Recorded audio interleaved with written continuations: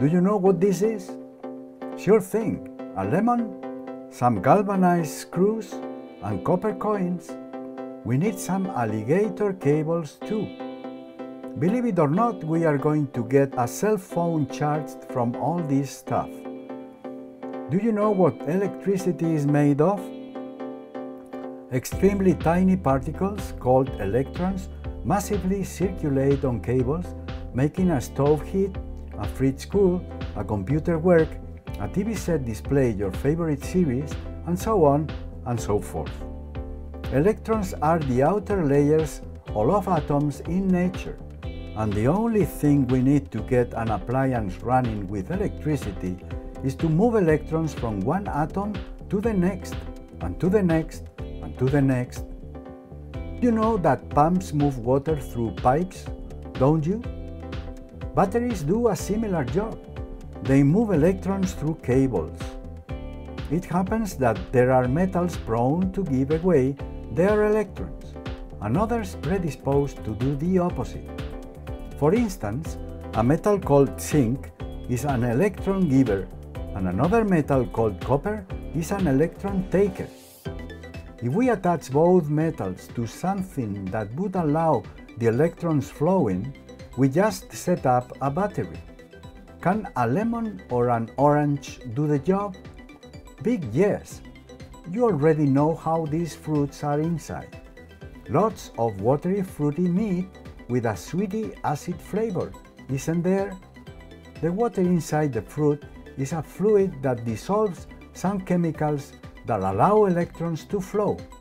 Such a medium is called electrolyte, this name meaning anti of electrons, or more colloquially, let them pass through. Therefore it's simple.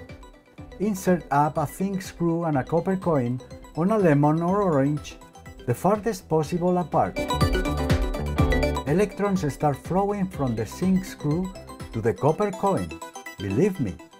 Let's use a meter for electricity. You recognize this as a true battery, don't you? If you put the ends of the cables on both sides of the battery, you get a number on the display, and provided you used a fresh battery, a value close to 1.5 will show up.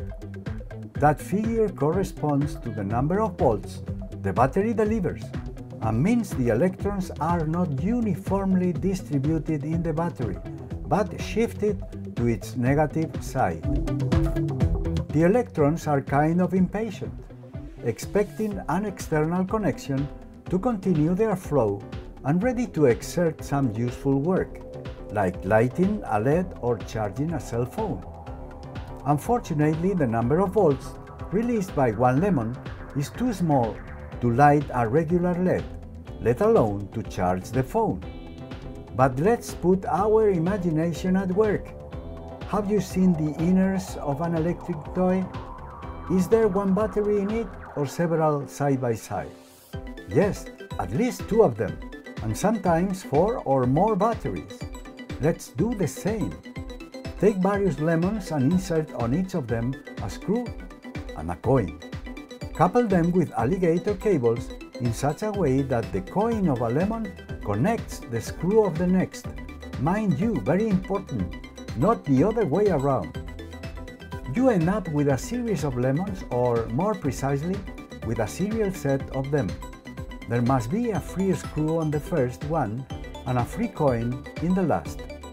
By doing this, the number of volts is reinforced. What are the measurements now? Do you realize that the initial number of volts got with one lemon is multiplied by the number of lemons in the series? 1 lemon, 1 volt. 2 lemons, 2 volts. 3, 4, and 5 lemons, 3, 4, and 5 volts, approximately. Great! Would it be enough to light the LED down? Let's try. Eureka!